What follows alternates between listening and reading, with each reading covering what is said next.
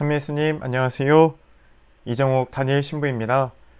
오늘은 카톨릭 교회교리서 36에서 43항의 내용인 인간 이성의 빛으로 인식할 수 있는 하느님에 대해 우리가 어떻게 말할 수 있는가에 대해 살펴보도록 하겠습니다. 시작기도 함께 바치겠습니다. 성부와 성자와 성령의 이름으로 아멘. 이사야서 44장 6절에서 8절까지의 말씀입니다. 나는 처음이며 나는 마지막이다. 나 말고 다른 신은 없다. 나와 같은 자 누구냐? 누구든 말해보아라. 그것을 알리고 내 앞에 펼쳐보아라. 다가올 일들을 누가 예전에 들려주었느냐? 앞으로 닥칠 일들을 우리에게 알려보아라. 너희는 무서워하지 마라. 겁내지 마라. 내가 예전부터 너희에게 들려주고 알려주지 않았느냐? 너희가 나의 증인이다. 나 말고 다른 신이 또 있느냐? 다른 반석은 없다. 나는 그런 것을 모른다. 성부와 성자와 성령의 이름으로 아멘. 가톨릭 교회 교리서 36항을 함께 먼저 살펴보겠습니다. 36항. 우리 어머니인 거룩한 교회는 인간이 이성의 타고난 빛을 통하여 피조물로부터 출발하여 만물의 근원이며 목적이신 하느님을 확실히 인식할 수 있다는 사실을 주장하고 가르친다. 이러한 능력이 없다면 인간은 하느님의 계시를 받아들일 수 없을 것이다. 인간에게 이러한 능력이 있는 것은 하느님의 모상으로 창조되었기 때문이다. 정리하면 이성을 통해 우리는 하느님을 인식할 수 있으며 그 이성을 통해 또한 계시를 받아들일 수 있다라는 것입니다. 37에서 38항 이어서 살펴보겠습니다. 인간이 처한 역사적 조건들 안에서 이성의 빛만으로 하느님을 인식하기에는 어려움이 많다. 더욱이 인간은 혼자서 하느님의 신비의 깊은 데까지 들어가지 못한다. 그러므로 하느님께서 인간의 이해력을 넘어서는 것들뿐 아니라 모든 인간이 이성으로 접근 가능한 종교적, 윤리적 진리들도 더 쉽게, 확실히 오류 없이 알도록 당신의 계시로 인간을 비추어 주기를 원하신다. 37에서 38항을 정리하면 이렇게 설명할 수 있습니다. 이성으로 하느님을 인식할 수는 있지만 오류 없이 확실히 또 신비의 영역 안에 계신 그분을 우리가 알기 위해서는 하느님의 계시가 필요하다라는 것입니다. 그렇다면 이성을 통해 받아들일 수 있는 계시란 무엇인지 살펴보도록 하겠습니다.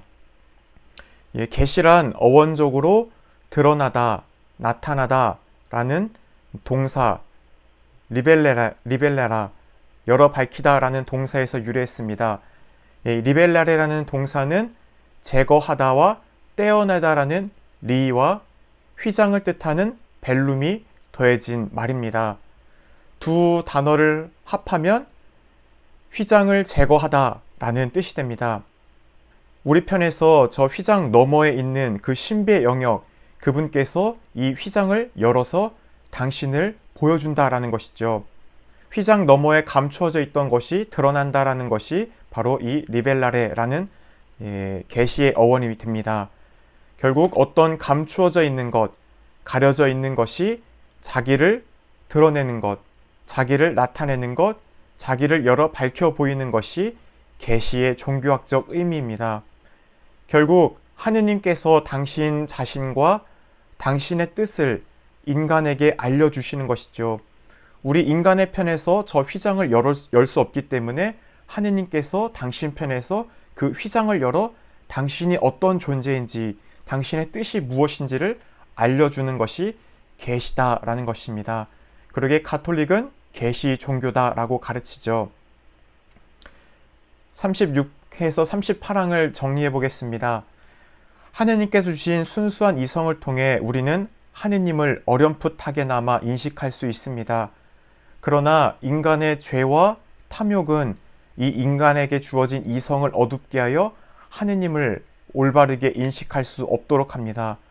그러므로 인간에게는 하느님 편에서 당신을 알려주시는 계시가 필요합니다. 계시란 하느님께서 당신 자신과 당신의 뜻을 우리에게 알려주시는 겁니다.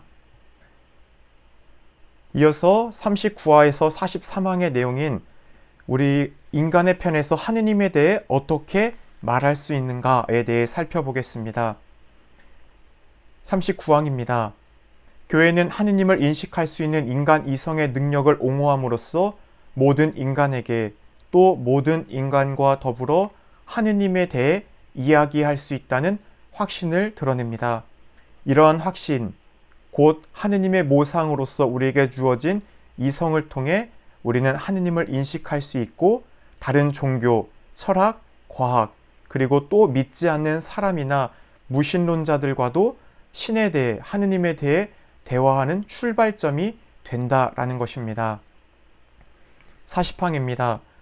하느님에 대한 우리의 인식에는 한계가 있는 만큼 말로 하느님을 표현하는데도 한계가 따릅니다. 우리는 단지 피조물로부터 출발하여 그리고 인식과 사고의 한계를 가진 인간적 방식으로서만 하느님에 대해 말할 수 있을 뿐입니다. 노자 도덕경을 보면 이런 말이 있죠. 도가도 비상도, 명가명 비상명. 도라고 말할 수 있는 것은 진정한 도가 아니며 우리가 이름을 붙일 수 있는 것은 그 영원한 이름이 아니다 라는 것입니다. 마찬가지로 우리가 하느님에 대해 말할 때 그분의 신비를 우리 인간의 언어로는 다 담아낼 수가 없습니다. 그렇게 42항은 이렇게 표현합니다. 하느님께서는 모든 피조물을 초월하신다. 따라서 형언할 수 없고 이해할 수 없고 볼 수 없고 파악할 수 없는 하느님을 우리 인간적인 표현으로 뒤바꾸지 않으려면 우리의 언어가 가지는 한계와 상상과 불완전성을 끊임없이 정화해야 한다. 우리 인간의 말은 언제나 하느님의 신비에 미치지 못한다. 그렇기에 우리 이성 능력의 한계 때문에 우리 하느님께 대한 인식이 제한된 것이므로 하느님께 대한 표현도 제한될 수밖에 없습니다. 하느님은 모든 피조물을 초월하시는 분이시죠. 인간이 아무리 정교한 표현, 그분의 완전성을 아무리 표현하려고 해도 우리의 인간의 언어로는 그분의 신비를 다 담아낼 수가 없습니다. 성 토마스의 말대로 우리는 결코 하느님이 누구이신지 완전하게 적극적으로 말할 수가 없습니다. 다만 소극적으로 이 세상에 무엇이 아니다 라고 말할 수밖에 없는데 이런 신학적 하느님에 대해서 하느님은 무엇이 아니다 라는 표현을 부정신학이라고 합니다. 우리가 긍정신학이라고 하면 하느님은 사랑이시다 라고 이런 긍정적 용어를 사용하는 신학을 말하죠. 부정신학은 하느님의 인간의 이해력을 넘어서는 신비의 존재에 있기 때문에 하느님은 무엇이 아니다 라는 부정적 용어를 사용하는 신학을 말합니다. 그러기에 긍정신학에서 하느님은 사랑이시다 라고 정의를 내렸다면 부정신학에서는 하느님은 미움이 아니다 라고 정의합니다. 부정신학은 하느님에 대한 거부를 의미하는 것이 결코 아닙니다. 인간이 결코 알 수 없고 접근할 수 없고 형언할 수 없는 신비의 영역에 계신 하느님을 우리가 남겨두는 것이겠죠. 그러므로 부정신학은 하느님의 신비를 향한 인간의 지성적 접근을 폄하하거나 거부하는 것이 아니라 오히려 그러한 접근의 한계를 부각시키는 데 초점을 맞춥니다. 옆에 보여지는 이 그림처럼 장님이 자신이 만진 부위를 통해 코끼리를 설명하는 것과 같다라는 것입니다. 우리가 아무리 하느님을 설명한다 해도 신비의 차원에 있는 분을 인간의 언어로서는 다 담아낼 수가 없죠. 각자가 만지고 있는 또 체험한 그 하느님의 신비를 각자의 표현으로 하지만 온전히 다 담아내긴 인간의 언어는 너무나 한계를 지닌다라는 것입니다. 43항은 그래서 이렇게 가르칩니다. 이처럼 하느님에 대해 말할 때 우리의 언어가 인간적인 방식으로 표현되어 하느님께 실제로 다다르기는 하지만 그분의 무한한 순수성을 다 표현할 수는 없습니다. 우리는 결코 하느님께서 무엇인지 알 수 없고 다만 무엇이 아닌지 곧 부정신학의 영역으로 하느님은 악이 아니시다 라고 이렇게 표현할 수 있다는 것 뿐이죠. 다만 존재들이 그분과의 관계에서 어떤 위치에 있는지만을 우리는 파악할 수 있을 뿐입니다. 39에서 40사항을 정리해 보겠습니다. 하느님에 대한 우리의 인식에는 명확한 한계가 있습니다. 말로 하느님을 표현하는데도 한계가 있습니다. 우리는 인간의 언어가 가진 근본적 한계나 표현 방식의 한계를 언제나 의식하지 않으면 안 됩니다.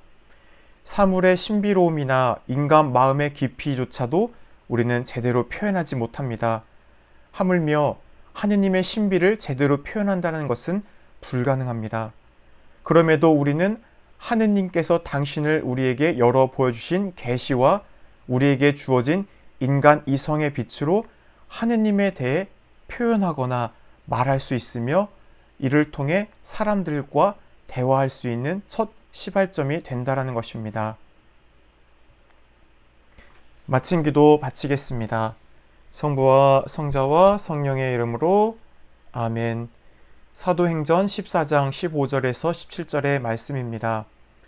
여러분이 이런 헛된 것들을 버리고 하늘과 땅과 바다와 또 그 안에 있는 모든 것을 만드신 살아계신 하느님께 돌아서게 하려는 것입니다.